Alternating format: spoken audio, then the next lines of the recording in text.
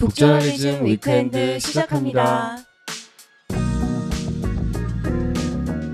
현재를 해설하고 미래를 전망하는 소식을 살펴보는 위크엔드. 이번 이슈는 신아람 에디터가 준비해 주셨습니다. 어떤 이야기 준비해 주셨나요? 네, 제가 진짜 아마 해림 에디터도 이분에 대한 애정도는 저하고 비슷할 거라고 저는 생각하고 있어요. 네네. 이제 일론 머스크와 함께 저희에게 끝없는 아이템을 제공해 주시는 이분께 정말 요즘 들어서 특히 많이 신세지고 있는데요. 오늘도 찾아오셨습니다. 오세훈 서울시장님 모시겠습니다. 네. 안녕하세요.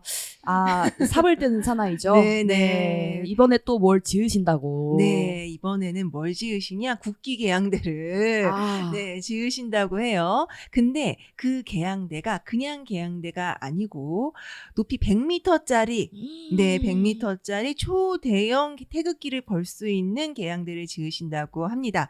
그리고 애국을 상징하는 꺼지지 않는 불꽃을 형상화해서 그 앞에 진짜 불 붙일 건지 디지털로 할 건지 그건 아직 정해지진 않았대요. 그 계양대 앞에 떡하니 놓는다고 합니다. 그렇군요. 근데 이거 광화문 광장에 네, 조성을 맞아요. 한다는 거죠? 네, 맞아요. 네. 여기 100m면은 엄청 큰데요? 아니, 그러니까 나는 이게 이 생각이 좀 드는 거예요. 그 계양대의 위치를 이제 어디로 잡느냐에 따라서 엄청 큰 태극기가 펄럭이고 있을 거 아니에요? 그럼 그 주변에 뭐 세종문화회관이나 미국 대사관이나 이런 데서 일조량 침해라든지 맞아요. 이런 거 문제 제기하지 않을까? 뭐 이런 생각까지 들더라고요. 그리고 그 앞에 불 놓는 거 있잖아요. 뭐 디지털로 하면은 전기세가 이제 걱정이 되고 불 피우면은 너무 위험한데? 여름에 어우 더워. 보기만 해도. 근처의 직장인들은 정말 눈물을 흘리지 않을까. 심지어 꺼지지 않는 불꽃인데. 너무 무섭네요. 꺼지지 않는 불꽃? 너무 무섭다. 그런 생각이 들어가지고 광화문 광장의 대형 태극기? 이상한데? 이 생각을 살짝 했거든요. 근데 저만 이 생각한 건 아니고요. 이제 약간 요거를 두고서는 논란이 좀 있어요. 좋을 것 같다라는 의견 당연히 있고요. 근데 이제 혀가 길어지는 거는 아니 왜 하지? 난 만들세 하는 쪽이 더 혀가 길죠, 보통. 일단 요거를 세우는데 드는 비용이 무려 110억 원. 미터당 억 원이구나. 그쵸. 1m에 쉽게 계산하면 1m에 1억 원. 이거 다 국민 세금이다. 이 세금을 굳이 들여서 이걸 꼭 설치해야 되겠느냐라는 얘기인 겁니다.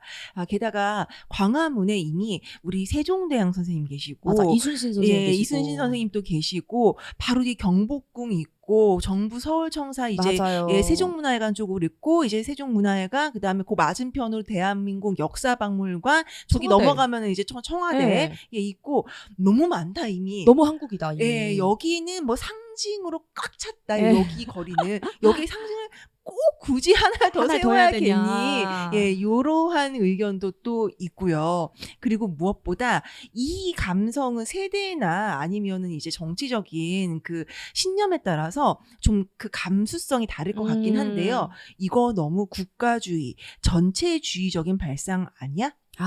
시대가 어느 때인데 애국 얘기해? 이런 식으로 이야기하는 분들도 계십니다. 그리고 저는 요거는 약간 상상력도 태워져 있다라고 생각을 하는데요.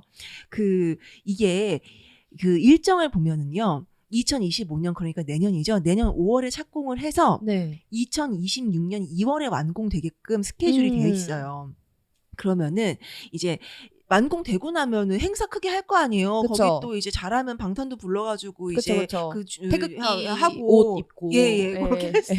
잠깐만 이쁘게 만든다라는 태극기 리폼만 옷 뭐 이런 이쁘게 거. 만든다는 전제 하에서 어쨌든간에 이렇게 할 수 있잖아요. 근데 그게 시점 2026년 2월이면 그 세레머니 하는 시점이 딱 대통령 선거 1년 전이다.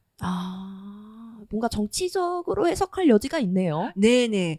이거는 이제 사실 그걸 꼭 맞춰서 이렇게 했을까에 대해서는 아니 본인들이 아니라고 하면 아닌 거니까 어떻게 알 수 있는 내용이 아니니까 아닌 건데 어쨌든 이런 얘기를 하는 분들도 계세요. 그래가지고 이게 약간 국가 상징의 사유화 아니냐, 너무 정치적인 행보다라는 비판도 나오고 있습니다. 그러네요.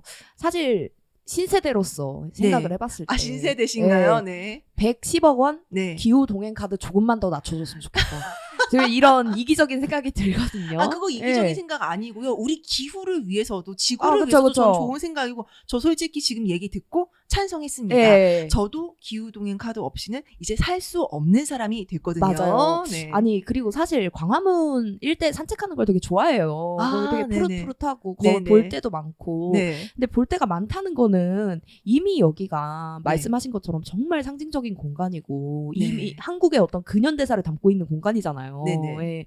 그런 만큼 좀 정치적인 관점들도 나오는 것 같아요, 사실. 네, 맞아요. 사실 우리 해리맴 씨가 말씀 주신 대로 굉장히 정치적으로 이미 정치적이고 상징이 많은 공간이다라는 것도 맞고요. 그리고 역사적으로 봤을 때도 이 거리가 처음 조성됐을 때부터 여기는 그냥 정치의 공간이기는 했어요. 이게 언제 여기가 이 거리가 당연히 옛날부터 있었겠지만 네네. 본격적으로 여기가 정치의 공간이 되기 시작한 것이 언제냐?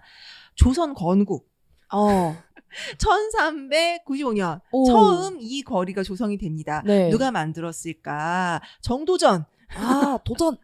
네. 정도전. 예, 우리 정도전 선생님께서 이제 만들었고요. 요거를 설계를 어떻게 했느냐?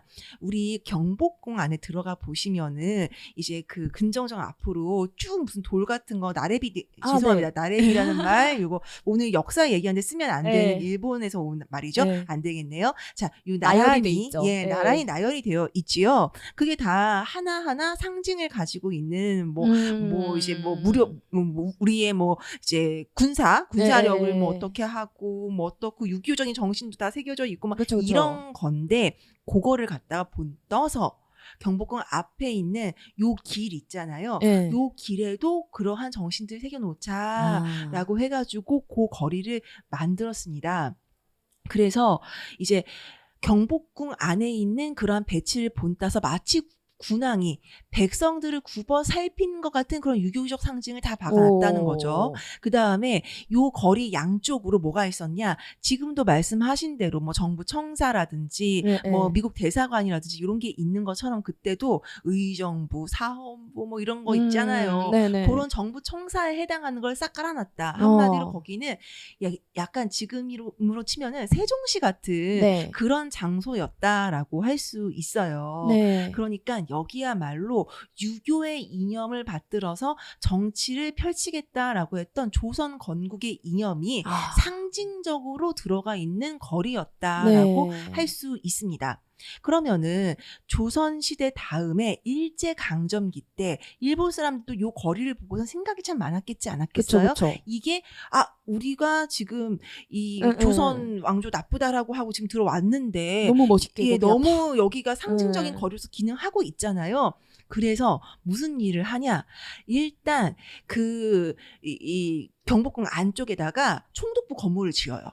맞아요. 여기 주인은 우리예요. 근데 경복궁 같은 이런 한옥집 안 들어갈래요. 우리는 너네가 되게 본 적도 없는 멋진 서양식 건물 지어가지고 내가 들어갈 거야. 라고 해가지고 지은 게 조선 총독부 건물이죠. 그쵸. 그리고 아까 말씀드린 대로 그 양쪽으로 이제 그 정부 관아에 해당하는 것들이 이렇게 쭉 나열이 돼 있었다고 했잖아요. 그 거리 양쪽으로 그거 싹 다 없애버립니다. 예. 아니 지금 여러분 우리는 지금 이런 조선시대 이런 거 안 해요. 서양 문물 밟고 와가지고 다 지을 거예요. 이렇게 해버린단 말이죠. 예, 그러고 제일 중요한 거 광화문을 헐어가지고 경복궁 옆으로 보내버려요. 문 이사를. 문을 이사를 시켜버리는 거예요. 그러니까 얘는 진짜 정성이네요. 정말, 정성을 들여서 우리의 그 정치적인 조선시대 그 정치적인 상징들 정말 다 제거하려고 정말 이를 꽉 물고 정말 열심히 했다. 그렇네요. 게다가 그 길 한가운데 뭘 해버리냐? 은행나무를 싹 깔아버리네. 아이고 똥냄새 나무를 아니 좀 그렇잖아요. 그죠. 가을이 네. 되면은 그 거리에도 그 아이, 그쵸. 냄새가 예, 파다했을 것이다. 네. 근데 이제 이거는 또 이런 게 있어요. 그 은행나무가 모르겠어요. 실제로는 그걸 왜 심었는지는 이제 그 당시 심었던 사람의 마음속에 네, 네. 들어가 봐야지 알겠지만 실은 은행나무가 도쿄를 상징하는 상징나무거든요. 아, 일본성과 관련이 있군요. 네, 사실 그게 그렇게 연결이 됩니다. 그 도쿄는 일본의 수도잖아요. 그리고 조선의 수도인 이곳에는 이 시대. 은행나무 이렇게 사실 좀 민족 정기를 말살하겠다라는 그러네요. 생각이 아닐 수도 있지 않아라고 봐도 여기저기 좀 너무 많이 보인다. 네, 좀 이 그러네요. 깡 물고서는 했다라는 게 너무 좀 보입니다. 그렇군요. 사실 그래가지고 일본이 패망을 하고 대한민국 정부가 들어섰잖아요. 네. 그 다음부터도 여기는 일본이 그렇게 공 들였던 만큼 중요한 곳이기 때문에 정말 정치적으로 여러 가지 상징물들이 세워지기도 하고 맞아요. 계획되기도 했어요. 맞아요. 시위도 되게 많이 일어나잖아요. 맞아요. 네. 맞습니다. 자, 대한민국 정부 수립 자체가 일단 여기서 이루어졌어요. 아, 예, 당연한 일이죠. 그리고 나서 그 일본 총독부가 세워놓은 그 총독부 건물 있잖아요. 네. 그거를 이제 좀 그 한동안 쓰다가 정부에서 맞아요. 좀 쓰다가 그거를 국립중앙박물관으로 만들거든요. 네. 아, 그래서 좀 논란이 있었죠. 맞아요. 여기에 무슨 예, 국중박을 예, 이런 맞습니다. 이야기들. 예. 사실 저는 아주 어렸을 때 아버지와 함께 네네. 예, 그 박물관에 갔던 기억이 나고요. 오. 심지어 저는 이미 그때부터 박물관을 좋아했습니다. 아, 그렇군요. 박물관 키드였군요. 네. 그리고 그 박물관에 그 건물의 모습이 너무 그 당시 어린 마음에 애기였으니까 그쵸. 애기 때는 초등학교도 못 들어가 아직 안 들어간 그 애기 입장에서는 그 건물이 너무 멋지다고 생각했어요. 서양식이고. 네, 맞아요. 얼마나 또 멋있게 지었겠어요. 예, 멋있게 네. 지으려고 노력했죠. 근데 그렇게까지 멋있는 건물은 아, 또 그래요? 아니에요. 아, 또 좀, 애기 눈에는? 예, 네. 애기 눈에는 네, 그랬는데 자, 이게 정치적으로 여러 가지 사건들이 몇 가지 여기서 일어났던 거 간단히만 말씀드리면은 일단 경복궁 동쪽으로 해체해서 옮겨놨던 그 광화문 복원을 박정희 대통령이 합니다. 아, 다시. 예. 네. 근데 굉장히 박정희 대통령스럽게 그 시대를 반영해서 복원을 해요. 어떻게 복원을 하느냐? 시멘트로 복원을 합니다. 야, 콘크리트 정말, 유토피아로. 예, 정말 콘크리트 유토피아에 맞습니다. 예. 시멘트로 복원을 해버려요. 되게 색다른 발상이다. 그쵸. 예. 그때는 이제 산업화가 정말 그쵸. 무슨 기치였던 예. 이념이었던 시대니까 예. 또 이제 그렇게 시멘트로 와. 멋지게 그 예. 광화문을 복원한 다음에 멋지게 광화문이라고 한글로 본인이 이제 현판 그거 써가지고 와. 예, 붙여버려요. 예. 복원이라고 할 수 있는지는 잘 모르겠지만 예, 어쨌든 그죠. 세워지긴 했다. 네, 세워졌다. 예. 자, 일단 그럼 광화문부터 보면은 요 광화문 노무현 정권 때 부수고 다시 돌로 복원합니다. 아, 돌로. 네, 돌로 예. 복원하고 그 다음에 정조대왕이 썼다라는 그 광화문 현판 있잖아요. 예. 그거를 디지털 분석을 해가지고 아, 다시 광화문을 그것도 다시 써가지고 붙여요. 최대한 비슷하게. 네, 비슷하게 요거를 일단 한번 했고 그리고 이제 광화문 말고 총독부 건물로 가면은 김영삼 정부 때 아, 그쵸. 부서뜨려 버리죠. 시켜버리죠. 그때 예. 논란이 좀 많았어요. 요거를 이제 다크 히스토리라고 해가지고 이제 보관을 좀 해놓고 우리가 계속 뭐 조금 생각도 하고. 일부라도 남겨놔야 되는 거 아니냐부터 예. 시작해가지고 여러 가지 얘기가 있었지만 싹 다 밀어버려. 음. 하면서 거의 그때 제가 기억하는 게 맞다면 당시에 김영삼 대통령이 뭐 일본 외놈들에게 뭐 본때를 보여줘야 된다 뭐 맞아요, 이런 식으로까지 얘기를 하면서 버르장머리가 없다. 아, 막 이런 식으로. 맞아요. 예. 그래가지고 싹 다 밀어버렸습니다. 음. 그러한 정치적인 일이 있었고 네. 그 다음에 이제 광화문하고 그 총독부 건물까지는 이제 손을 봤잖아요. 그럼 앞에 거리도 손을 봐야 될 거 아니에요. 예. 요 계획은 어디서 나오느냐? 노무현 정부 때 어. 당시 문화재청장이었던 유홍준 교수님, 네. 예, 나의 문화유산을 답사하고 답사하기. 계시는 예. 유홍준 교수님이 요 거리도 복원을 해야겠다. 그래서 그때 내놨던 안이 요거를 갖다가 그 광화문 앞에 옛날에는 8차선 도로였어요. 예, 예. 굉장히 거기를 이제 무단횡단을 하려고 하다가는 목숨을 내놔야만 하는 예. 굉장히 넓은 도로였는데 그거를 갖다가 줄여가지고 그 세종 문화회관 쪽 있잖아요. 네. 그쪽으로 아주 넓게 광장처럼 만들어가지고 옛날처럼 이제 복원을 하자. 육조 거리 복원을 하자라는 게 그 당시 계획이었거든요. 네. 근데 당시에 서울시장은 누구였느냐? 이명박 시장이었거든요. 그렇군요. 이명박 시장 마음엔 그게 들지 않았어요. 네. 그래가지고 아니 광장이라 하면 모름지 정중앙에 딱 있어야지. 네. 육수거리도 네. 가운데 딱 있었는데 네. 그래가지고 중간에 이제 그 섬처럼 들어가는 광장 모습을 밀어붙입니다. 네. 그래가지고 지금 형태의 광장이 생겼어요. 정말 복잡하고도 지난한 역사가 있었네요. 네, 정말. 아니 게다가 또 박원순 시장이 네. 최근에 또 한번 뒤집어 엎었잖아요. 맞아요. 박원순 시장은 그 유홍준 전 문화재청장이 얘기했었던 그 서쪽으로 그러니까 그 세종문화회관 있는 쪽 앞쪽으로 해가지고 넓게 만들자라는 거에다가 뭘 더 얹었냐 동대문까지 지하도를 뚫어버리자. 예, 그래가지고 또 시민들 다니기도 좋게 하고 여기에 잘 살려보자라는 계획을 만들었어요.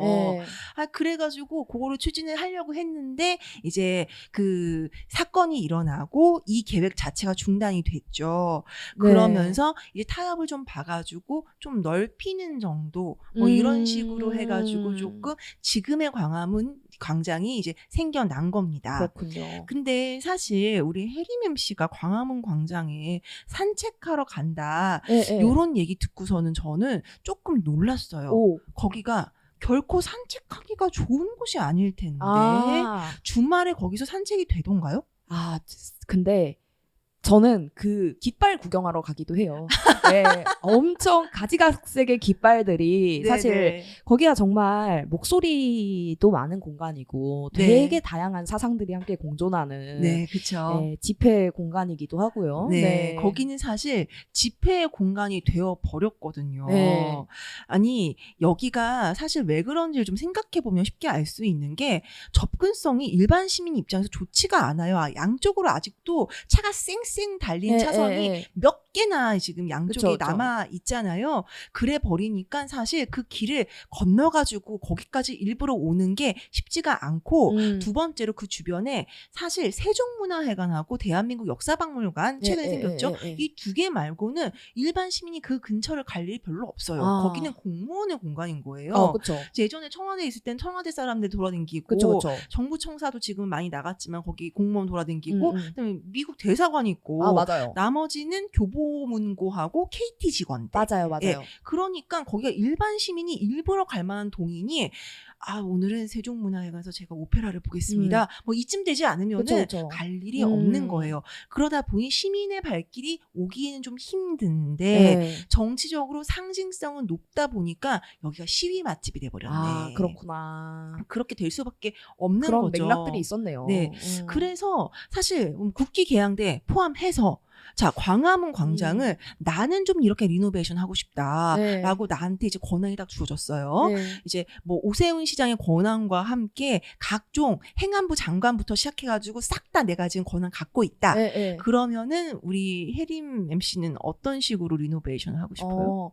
저는 제가 자주 간다고 말씀드렸잖아요. 제가 왜 자주 가냐면 교보문고 구경하는 걸 되게 좋아해서 자주 가는데 사실 진짜 건물들이 너무 크고 차도 너무 많이 다니고 솔직히 운전면허 없는 사람의 입장으로서 차 없는 거리로 만들고 싶다. 이런 생각을 가끔 했습니다. 차 없는 거리. 차 없는 거리. 자, 그렇게 됐을 때 이제 여기저기서 이제 불만과 원성과 시위가 튀어나올까 생각이 다 들지만 김혜림 합니다. 김혜림은 합니다. 뭐 이런 거죠. 자, 그러면은 저는 출마하시면 뽑아드리겠습니다. 감사합니다. 자, 그럼 우리 이현대 에디터는 어때요? 저는 지금 그 광화문 광장도 이제 도시 숲이 좀 잘 조성되어 있잖아요. 크고 작은 나무들이 이렇게 잘 짜임새 있게 있는데 그 정도 수준 말고 거의 원시림 수준의 약간 거의 제2의 서울숲을 거기다가 만들어버리자. 그렇죠. 그러니까 아마존 수준의 공원보다는 그렇죠. 약간 아마존스러운 거의 왜 혹성 탈출 보시면 영화에서 그 침팬지들이 어딘가로 막 도망가서 삼나무 있는 그 국립공원 같은 데에서 이제 둥지를 틀거든요. 이제 그 정도 로 빽빽한 숲을 조성하면 어떨까 싶어요. 아, 그렇군요. 아니, 근데 잠깐만. 거기다가 그렇게 빽빽하게 숲을 조성을 해버리면은 이제 정부 청사에 근무하시는 분들이나 아니면은 저기 세종문화회관에 오페라 보러 가시는 분들은 그 숲을 통과해서 친필치하고 악수 한번 하고 가야 되는 건가요?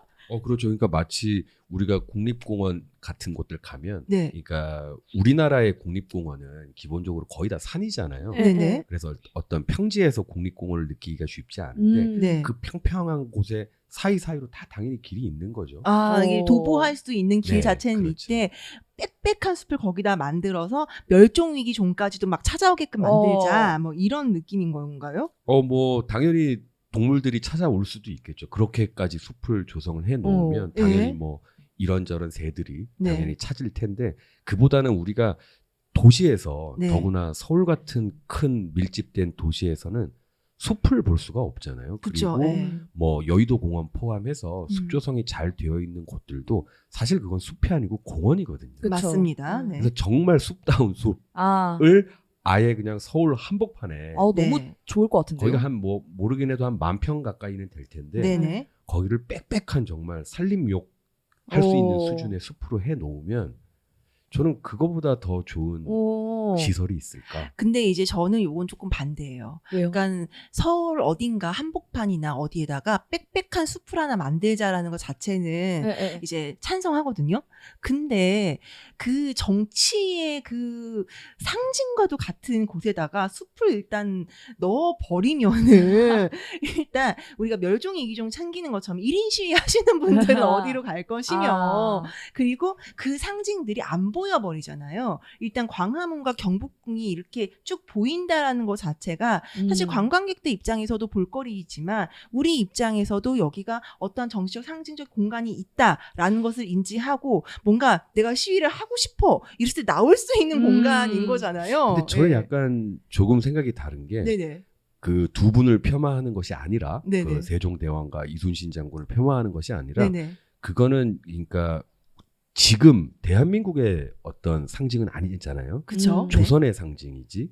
네, 맞습니다. 그래서 이제 그것을 가린다거나 뭐 이전을 해야 한다거나라고 했을 때 저는 저 개인으로는 큰 이슈가 아니다라고 생각을 하고, 만약에 이게 서울시장 혼자서 할 수 있는 문제라면 뭐 차기 혹은 차차기 서울시장이 기후가 최고의 정치다 지금 이슈다라고 해서 거기를 만약에 숲으로 한다면 그거보다 더 정치적인 시설이 또 어디 있겠냐라고 할 수도 있겠죠. 일단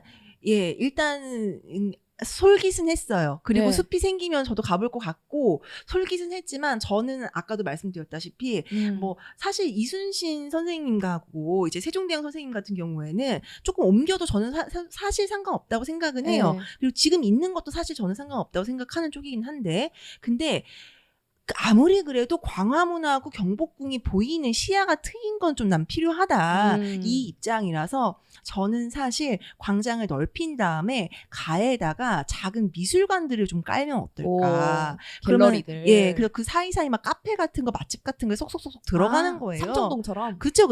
삼청동 근데 좁잖아요. 너무 좁아서 사람들로 막 미어 터지고 맞아요. 내가 앞에 가는 사람 뭐 먹었는지 알고 있고 막 이런 거 있잖아요. 내밀한 냄새까지 맡아. 방금 이야기하신 것도 숲에서 해결할 수 있어요. 그 산림이 발달된 나라에서는 뭐 당연히 이제 관광 자원으로도 활용을 하니까 그 탑트리 워킹인지 트리탑 워킹인지 두 개 중에 하나인데 그 워딩이 그 뭐 예를 들어 나무의 높이가 한 30m 정도 되는 엄청 큰 나무라면 한 25m, 뭐 30m 요 깨에 데크 같은 걸 설치를 해서 관광객들이 거기를 다니면서 그러니까 숲의 지붕을 내려다 본다라고 하는데 그 수관 우리가 큰 나무를 올려다본 경험만 있지 나무를 위에서 아래로 내려다보는 경험을 하기 힘들잖아요. 그렇죠. 근데 만약에 그런 걸 설치한다 치면 거기에서 경복궁이 쫙 펼쳐질 거 아니에요. 그러면은 세종문화회관에서 미국 대사관 쪽으로 넘어갈 때 그 계단을 올라가가지고 그 나무 옆으로 지나가가지고 미국 대사관으로 가야 되는 건가요? 갈 수도 있고 숲의 바닥을 밝고 갈 수도 도보로도 있고. 갈 수도 오. 있고 되게 건강해질 것 같아요. 건강은 네. 해질 것 같은데 여전히 저는 안 됩니다. 근데 이제 네, 이게 네. 굉장히 젊은 시장이 그런 네. 작업을 하면 네. 정말 제가 말씀드린 이런 거 플러스 더 새로운 것들을 할 네. 테고 네. 좀 뭐랄까요 조금 올드한 네, 분이 네. 하면 막 거기 중에 일부를 황토길 이런 거 만들 수 그죠. 있겠죠. 맨발 걷기. 걷기. 근데 아. 그렇게 하면 안 될 것 같아요. 이거는 그거는 저는 더더욱 반대. 그러니까. 맨발 걷기 더더욱 반대. 정말 맞아요. 압도적인 네. 숲을 만들어 놔야 네. 그러면 정말 우리나라 어떤 뭐랄까요 국가의 상징이 될 수도 있을 것 같아요. 아니 관광에 저는 솔직히 있어서. 좋기는 한데 그게 제 입장에서 좋긴 한데 그건 현실적이지 않다. 일단 세종문화회관과 지금 미국 대사관에서 바로 항의 공문